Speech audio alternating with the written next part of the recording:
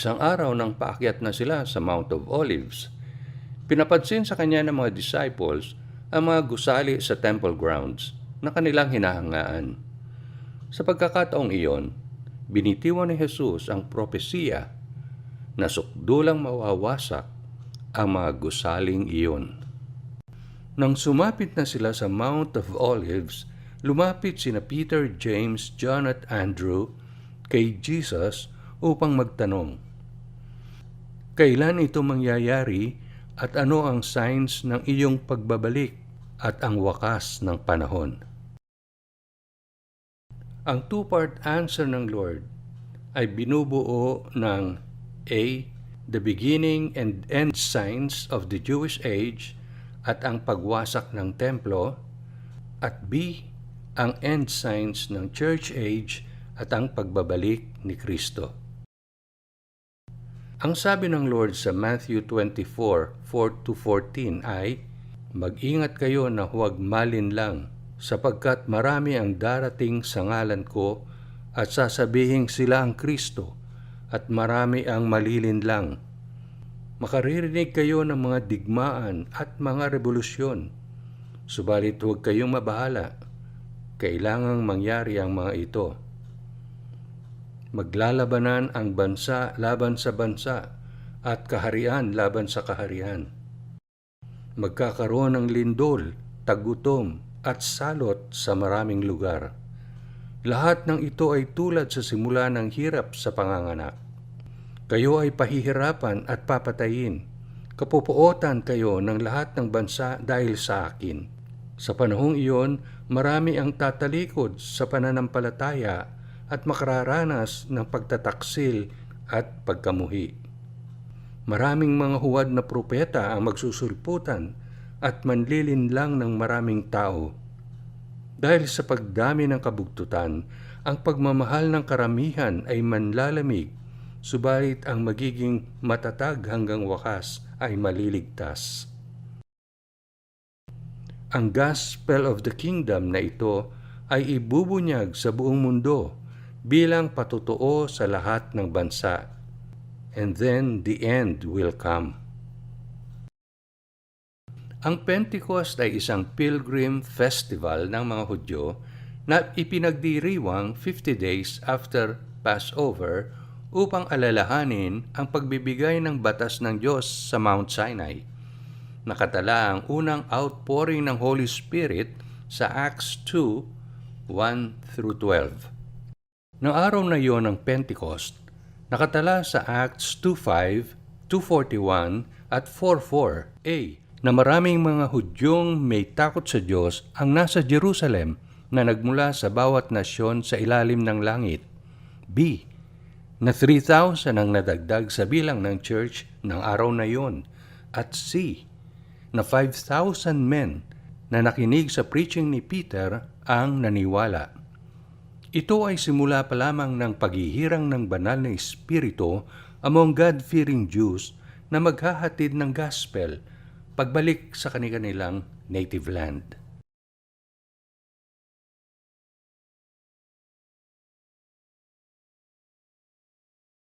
Sa Matthew 24:34, sinabi ng Lord na this generation will not pass away until all these things take place.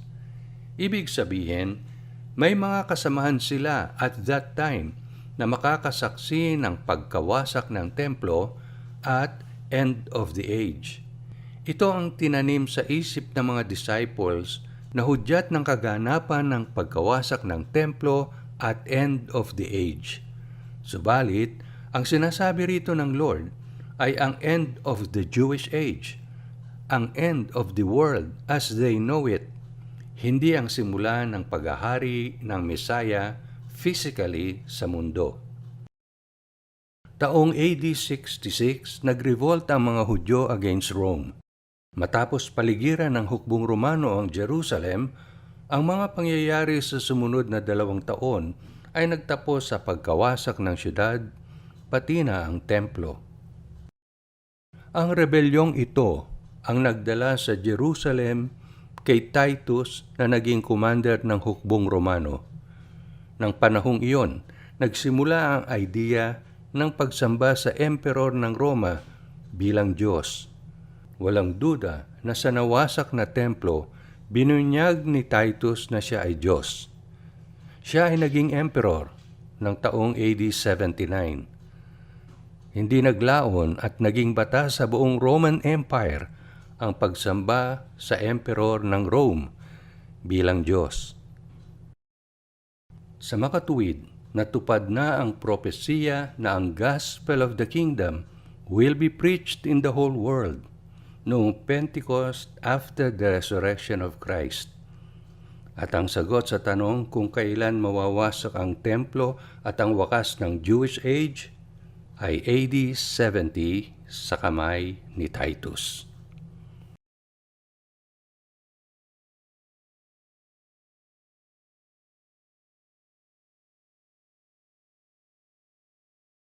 Nagtapos ang unang bahagi ng sagot ng Panginoon bilang sagot sa bahagi ng tanong ng mga disciples na may kinalalaman sa pagkawasak ng templo at mga signs ng end of the age.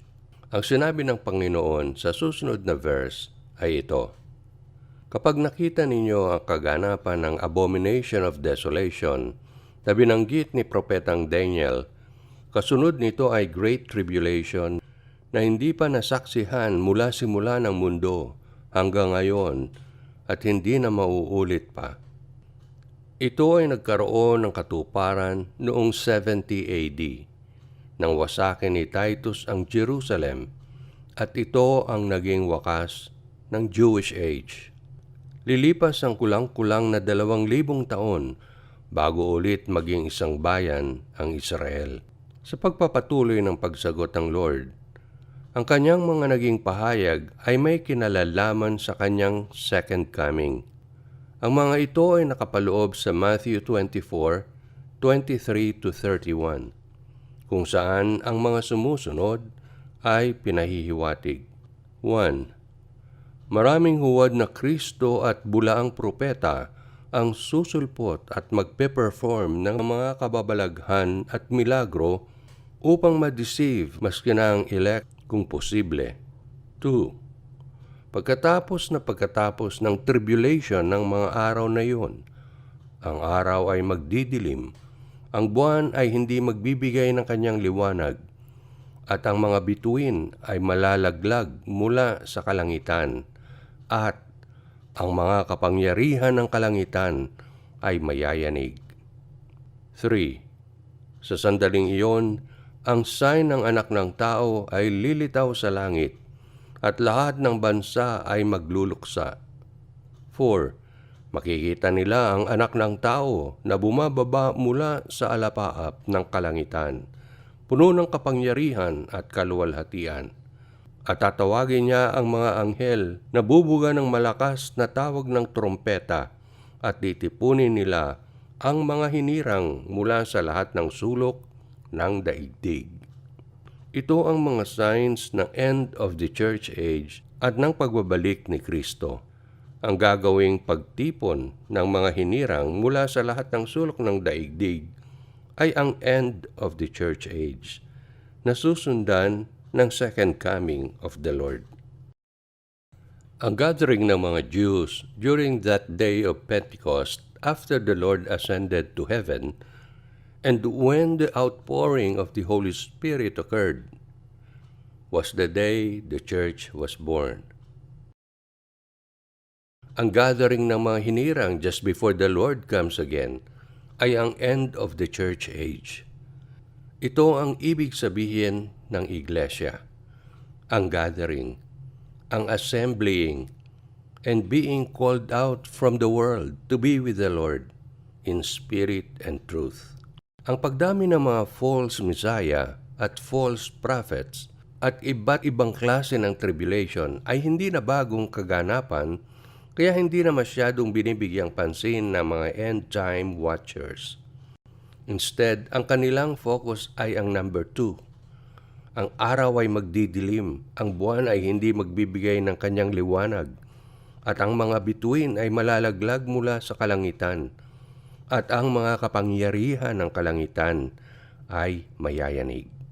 Hindi na kailangan na mag-speculate pa patungkol sa signs 3 and 4 matapos matupad ang sign number 2 dahil wala ng oras at obvious na hindi na magtatagal at magaganap na ang pinakahihintay ng bawat mananampalataya, ang muling pagbabalik ng Panginoong Hesus.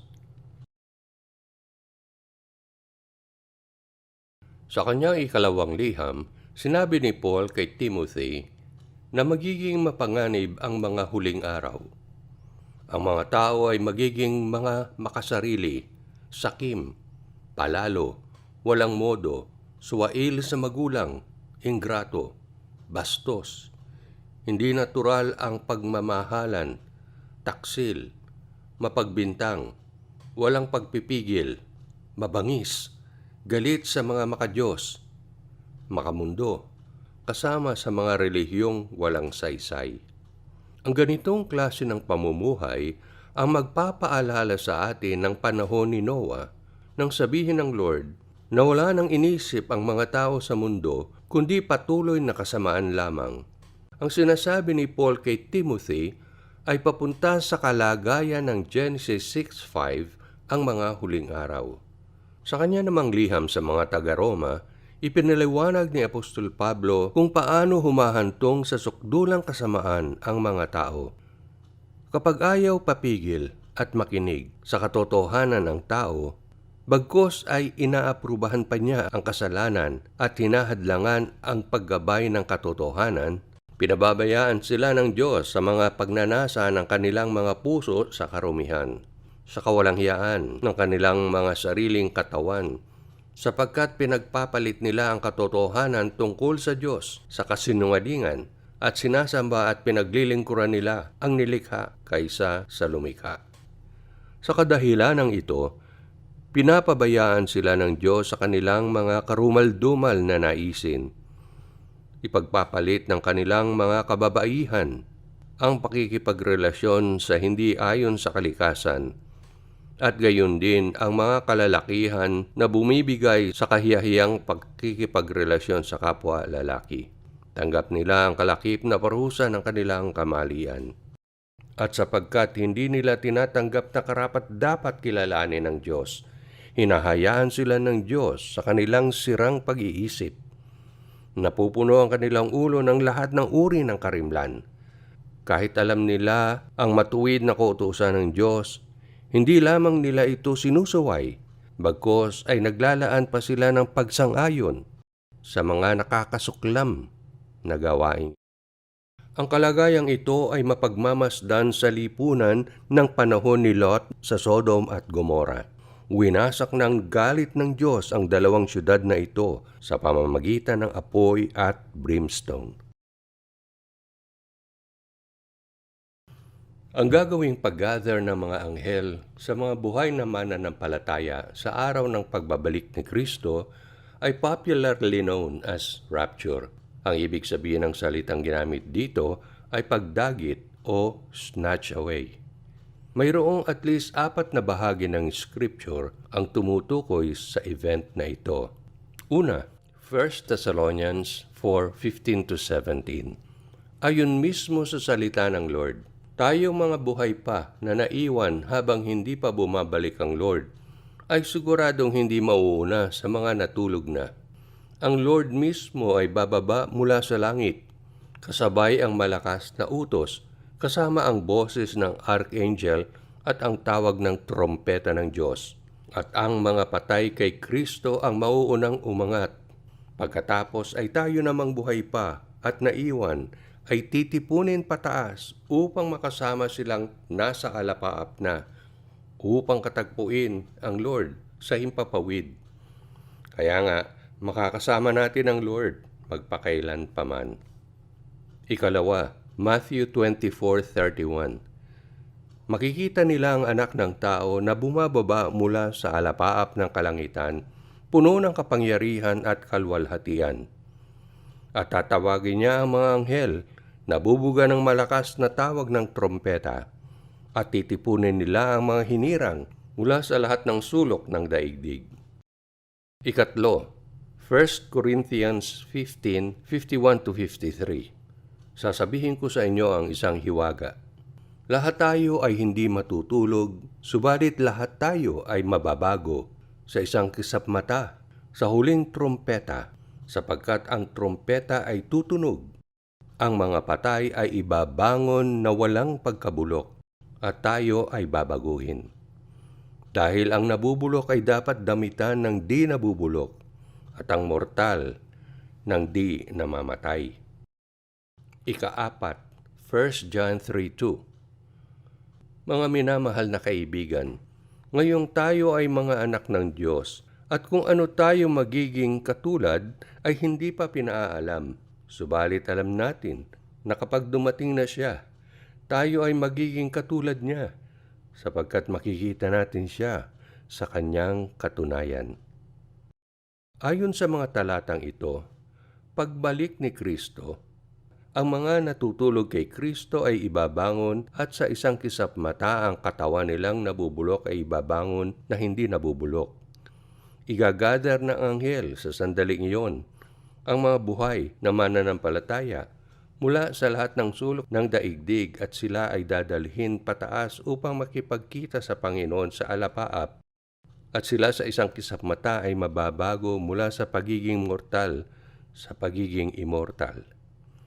Ang wangis nating mga anak ng Diyos ay magiging tulad ng kay Kristo.